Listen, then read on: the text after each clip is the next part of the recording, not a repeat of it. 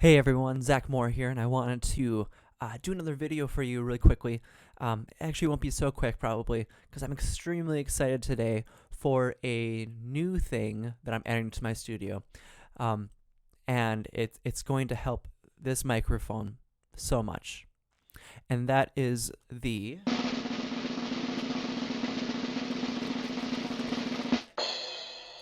this puppy right here. This is the DBX 286S. It's a preamp. For those of you that have no idea what that means, I'll explain that to you in one moment here. So, originally, I wanted a microphone for my very first film scoring competition because I can record literally anything in the house and I can make a sample out of it, which means I could take, like, I don't know, the sound of my shaver, my electric shaver, and I could record it in this microphone, and I could add effects to it to give it pitch and um, to make it sound like music. To the point where it would no longer sound like a shaver. Basically, what I'm saying is I can do anything with this microphone. When I first bought this, I didn't have the funds to complete the setup, I guess you could say, and the setup is never really complete. But what I was able to get is this really nice Neumann TLM 102 microphone, which I've loved so much. And I know Neumann has a great reputation behind it, so I wanted just something that was going to last and that wasn't going to get thrown aside, and it wasn't just like a in between thing that then feeds all the way into my interface. And what an interface does, this one is powering my microphone as well as processing the sound of the microphone to go into my into Logic, into my digital audio workstation. And the interface I'm using is called a Claret 2 Pre, and that's by Focusrite. And it has just enough power to power up this microphone. However, the downside of it is if I add too much power, and even in this recording right now, it's probably not great. There's minimal bits of hissing that happens, and I have my gain or my volume turned up really high on this microphone. Like, let's see here. If this is on here, it says it's like out of 10, and I would say I have it turned up to like a 7.5 out of 10, which is pretty ridiculous. That's a lot. And if I turn it up a lot, I'm going to try to talk quietly now, but if I turn it up a lot, you're going to hear hissing. Ready?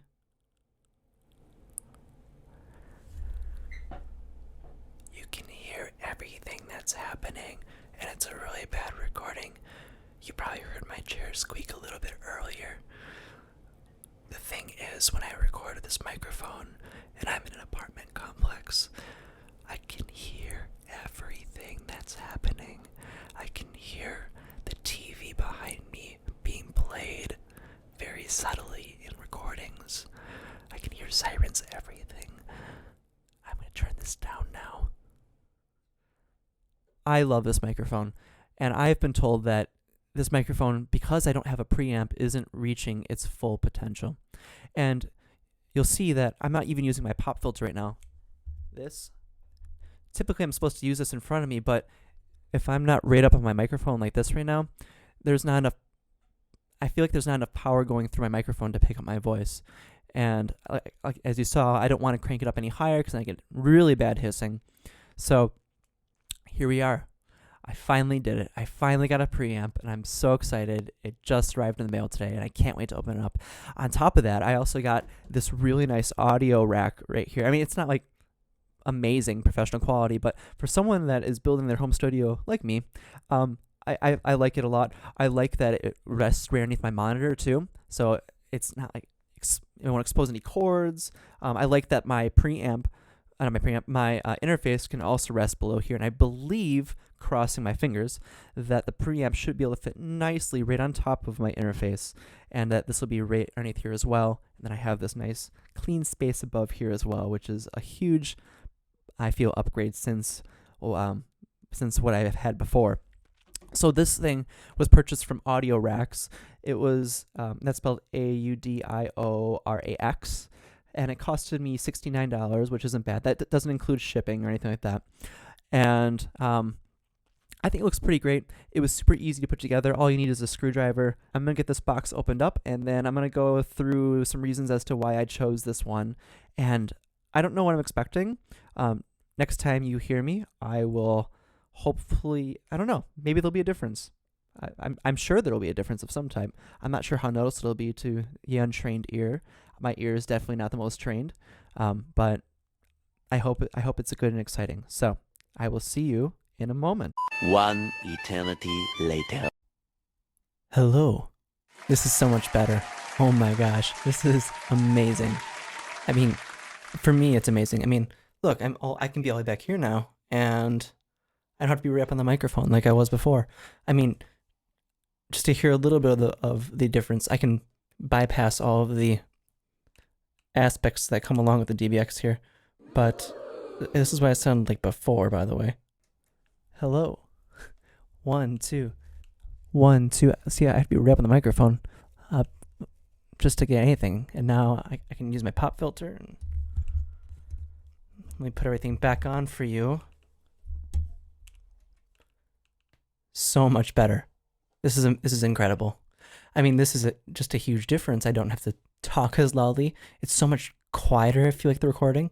And there's just a lot of really nifty things about this. As you can see, I changed dress attire a little bit here. Note to those that are buying equipment, be sure that you're buying the right cord to go with the equipment. I had purchased an XLR cable that I thought would hook to the back of the preamp, then to my interface. But I found out very quickly, once I took it out of the box, a long time ago today, that I had the wrong connection, because there was only one XLR connection, and that was definitely for my microphone. So, thank goodness for Guitar Center doing their curbside pickup, that I was able to get a TRS to XLR input. So thank you, Guitar Center.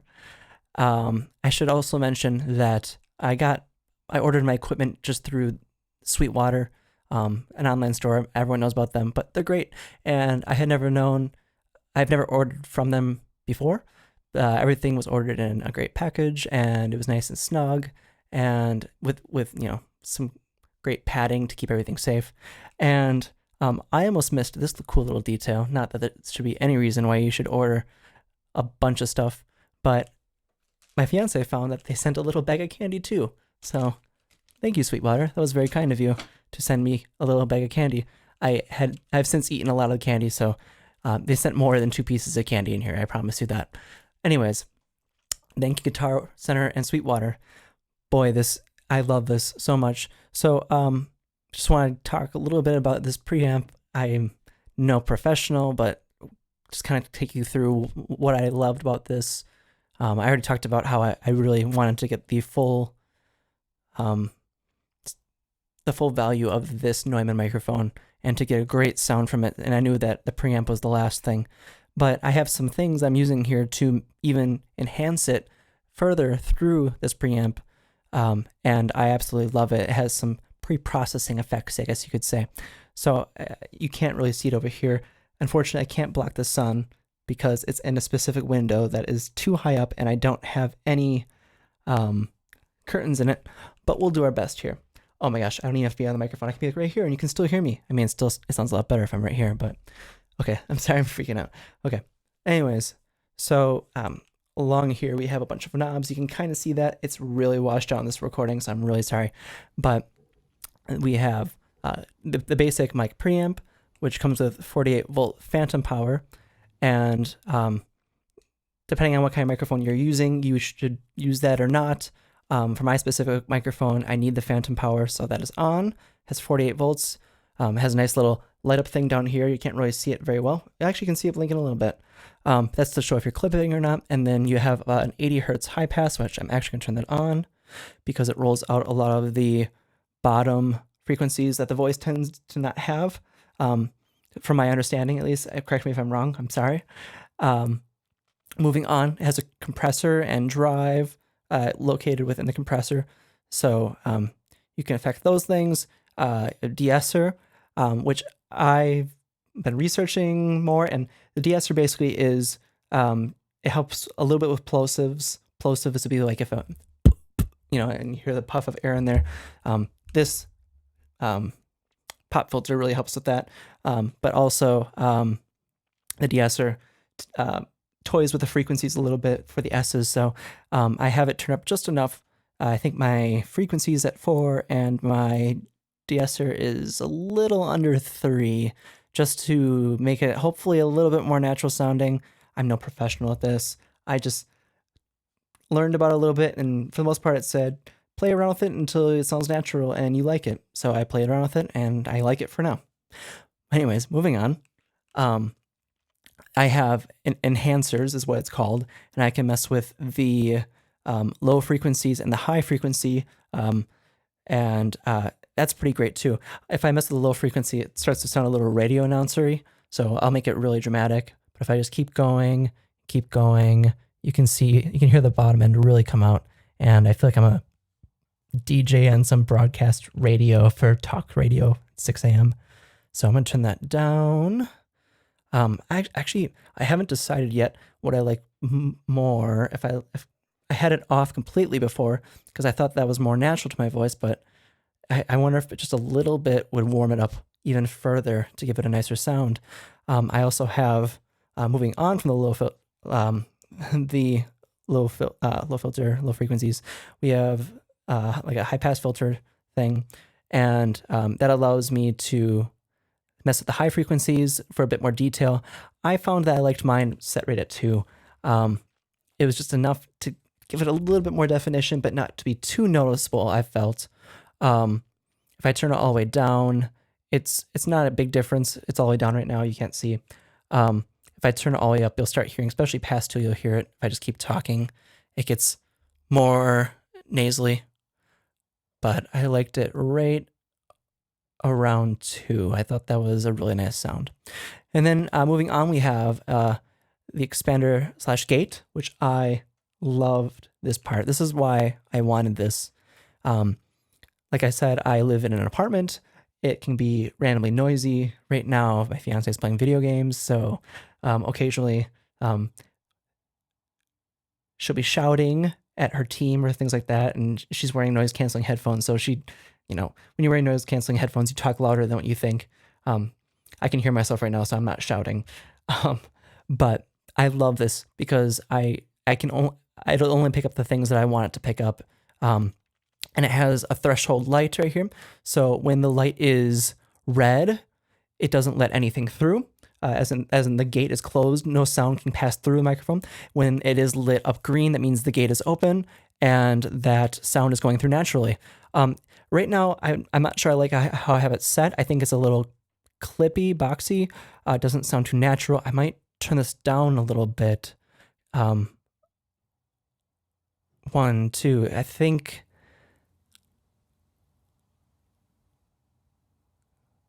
See, if I have it all that way down, I stay really quiet. You can hear the outside traffic if you turn it up. Listen. You can hear the room noises. If I turn it up to the point where it just gets too red, you can still hear it a little bit. And now the noises are a little less. Maybe up just 2 more clicks for 1. Oh, that was a big difference right there. Hear that? I'm probably crazy. You need good microphones to hear this. Or good headphones, I should say. That might be it right there, actually. I think that's pretty natural sounding. Maybe 1 more, actually. I'm hearing a little bit of the echo of my voice in the room, and I don't like that sound. Oh, there we go. That's it right there. I like that a lot. And the green light, before I had it set, and the red light, I felt like it was coming in too often. I like this a lot better. And then if you go over 1 more, you just have the output, and really you don't want to mess with the output very much. I think that the output should just be at 0. You don't want it to, you don't want to be pushing a microphone through more so than what is needed. You just want it to be a good, clean, natural sound, nothing that'll be clipping and just over the top. So I overall love this preamp. I can't believe I survived so long without a preamp. It's such a great sound. Highly recommend it. Putting it into this rack wasn't too bad, although the top two holes, the screws were a little more snug than I was anticipating them to be. I'm not sure if that's how it's supposed to be with a design with a rack or not. You can let me know. Let me know how much of a difference you hear in my microphone from beginning to end. I personally hear a big difference, and I'm absolutely ecstatic for this new purchase. So if you have yet to get a preamp, I would strongly consider it. I hope you all have a great day. I just wanted to share my new purchase because I was so excited about it.